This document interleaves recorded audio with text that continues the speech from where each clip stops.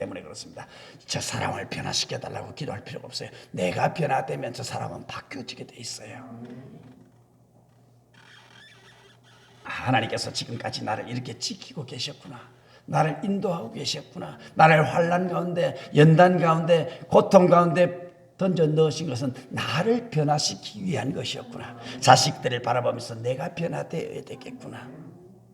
여러 가지 어려운 가운데 내가 먼저 변화되면 되겠구나. 그것을 깨닫게 하는 겁니다. 내가 변화되면 다른 것이 다 달라지게 되었습니다. 내가 변화되면 삼라만상이 달라지게 되어 있습니다. 보는 것도 아름답게 보이게 되어 있습니다.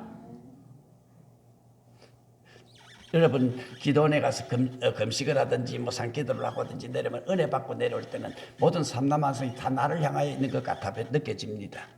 그런데 문제가 있을 때 보면 모든 삼라만상이 나의 대적자처럼 느껴집니다. 은혜 받고 보면 모든 것이 내가 변화가 되고 나니까 달라지게 되어 있다는 겁니다.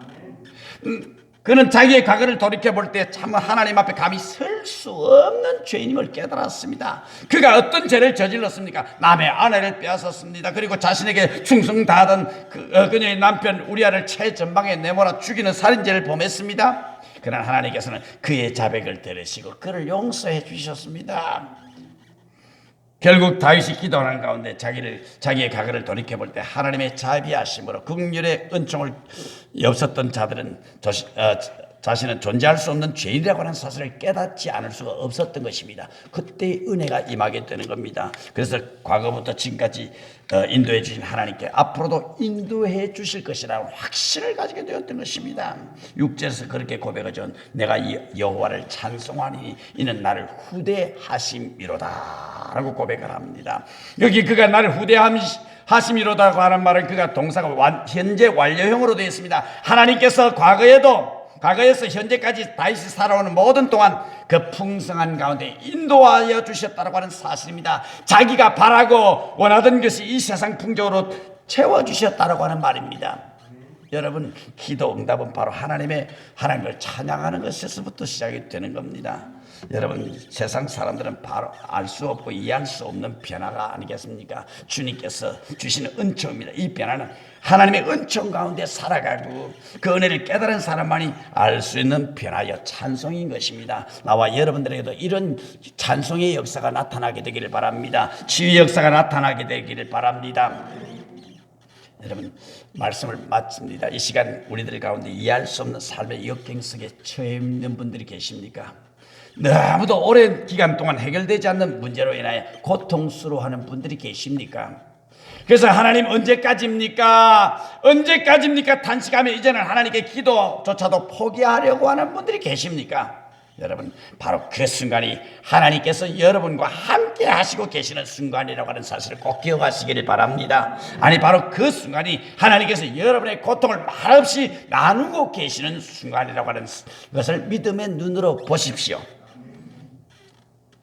아까 서두에서 말씀드린 침묵이라고 하는 이 책의 결론 부분을 보면 하나님과 신부와의 대화의 장면이 있습니다.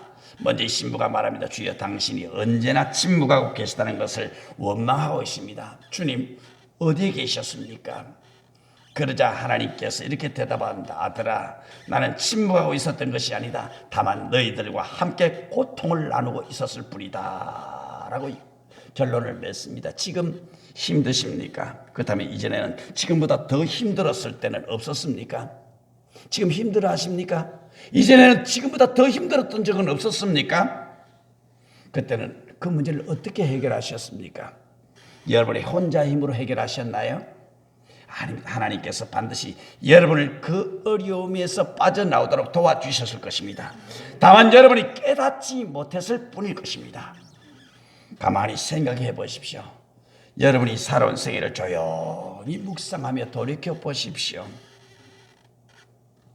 하나님은 우리를 한 번도 버린 적이 없습니다.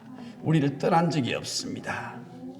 찬송 가운데 복음 찬송 가운데 그런 찬송이 있죠. 왜 나만 겪는 고난이냐고 불평하지 마세요. 원망하지 마세요. 많은 사람들이 다 고통을 겪고 있는데 너만 당하는 것이 아니다. 우리 예수 믿는 사람은 고난당할 때 무릎 꿇고 무릎 꿇고 기도하니까 주님이 우리에게 기쁨을 주신데 찬송이 나오고 찬송을 통해서 하나님의 응답을 기대할 수 있다는 사실을 깨닫게 하기 위해서라는 것입니다. 오늘 말씀을 통해서 여러분 정말 고난 중에 주님을 만날 수 있는 기쁨의 삶을 살아가시게 되기를 주님의 이름으로 축복합니다. 기도합니다. 하나님 아버지 감사합니다. 고난 가운데 있을지라도 주님 내 심령에 찾아오셔서 우리의 삶의 현장에 찾아오셔서 우리를 위로하시고 있다는 사실을 말씀을 통해서 깨닫게 하셨으니 감사합니다. 정말 다윗의 이 고난이 정말 하나님 찬송으로 바뀌어졌듯이 오늘의 한숨이 변하여 전날의 한숨이 변하여 오늘의 찬송이 될 수 있도록 도와주시옵소서. 예수님의 이름으로 기도하옵나이다. 아멘. 찬송가 400장을 찬송합니다.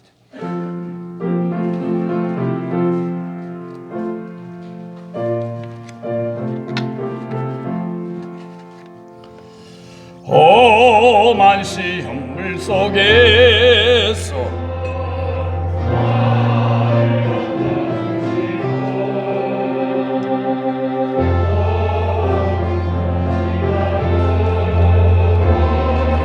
나를 숨겨주소서. 주여 나를 돌보시사고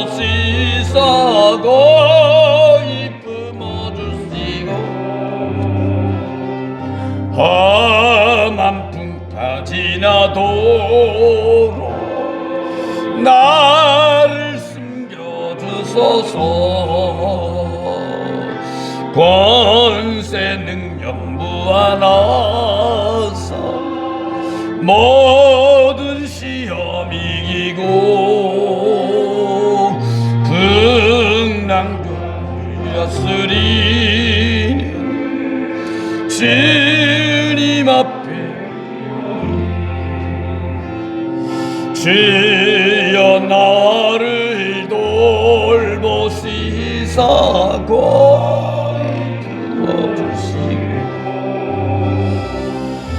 험한 풍파 지나도록 나를 숨겨주소서.